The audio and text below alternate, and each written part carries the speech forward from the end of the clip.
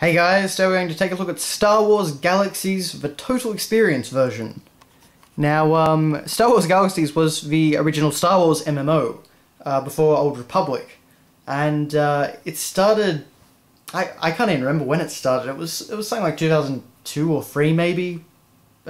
Maybe 2004, but I believe it predated World of Warcraft. I also can't remember when it was, but it was a really neat Star Wars MMO, and it had a huge load of problems, but it just allowed you to basically go anywhere and do whatever you wanted in the Star Wars universe. I mean, planets were almost planet-sized. It took you ages to get anywhere, but by the same token, there was also all these little things to discover, and you could like start your own house. Like you could have your own house in the middle of nowhere and things like that. It was just a really cool game, which was sadly shut down for the final time, basically just before Star Wars Old Republic started up. But this right here is a version of the game which contained the original, which is called An Empire Divided, as well as the 2 expansion packs. So, well, the first 2 expansion packs, I should say.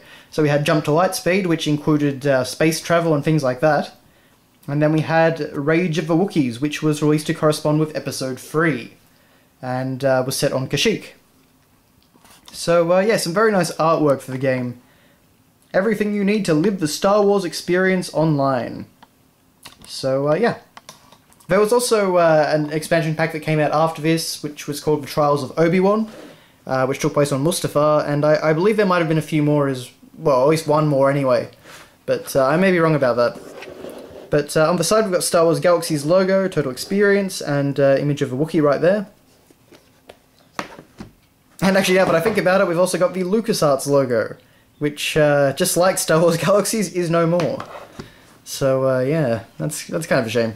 But, it shows a few different things, so we've got some, Rage of the Wookiees stuff. I don't really know what that's supposed to be right there, but, we've got some space combat using some, I believe that's an Episode 3 ship, but I might be wrong. You get an exclusive in-game bonus item, the Bark Speeder from Episode 3 Revenge of the Sith. We see a little scene in there from Jabba's palace. And we've got a cool little Sith Twi'lek or something in a robe there. So, it's a very... there's lots of cool images on the back. Everything you love about Star Wars Galaxies, the adventure continues online. So, yeah, lots of problems, but a very cool game for the time. If they basically just fixed for lag, it would have been good.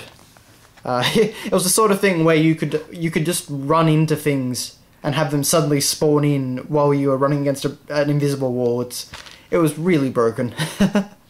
But now in here you can see that we actually have quite a number of discs. Well, there's actually a total of 5. And if I can just get them out. Yeah, so 5 discs. And after that, you usually had to download about...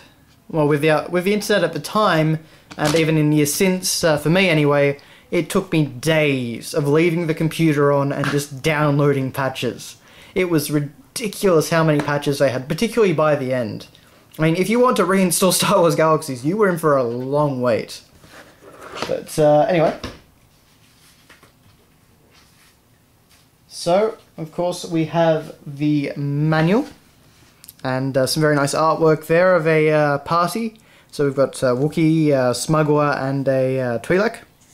And basically you could be pretty much any race you can think of in Star Wars Galaxies. There are quite a few of them. So welcome to Star Wars Galaxies. As Obi-Wan once said, you've just taken your first steps into a larger world. Sorry, Alec Guinness. The past year has been an explosive period in the galaxy.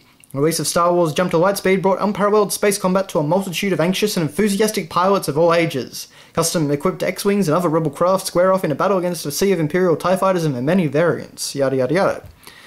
So, yeah, setting the scene there. But, that actually brings up a neat little point. You could actually have, like, your own space yacht.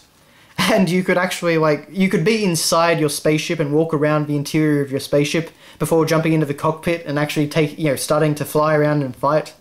It had a lot of really cool ideas, and I really wish they'd be revisited. To be honest, I'd say this is... I'll be using the term incorrectly, but I'd say this is probably one of the most next-gen Star Wars games we've ever gotten in terms of its ideas.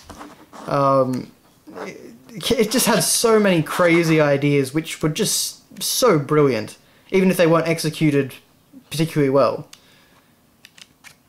But yeah, pretty bare bones manual. It's just kind of got this blue and light blue, you know, color scheme, but yeah, it looks nice enough. But anyway, aside from that, we just have a little, I don't know what you'd call it, terms of use for Star Wars Galaxies. So it's you don't get a terms of use printed out very much anymore. But yeah, so the whole thing is apparently there. Although of course it was updated many, many times over the game's many years of service.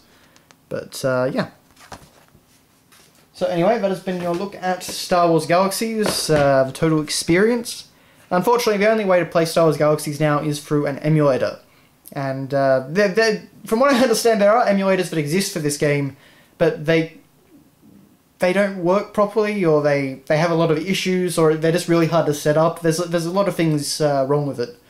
But, you know, best of luck to them. It would be great to actually, you know, keep this game alive in some way, shape, or form, much like Phantasy Star Online players have done with Phantasy Star Online on the Dreamcast. There are actually player-made servers for that game, so, you know, it would be kind of neat to see Star Wars Galaxies continue in some form like that. But, yeah, thanks a lot for watching, guys, and I will see you later.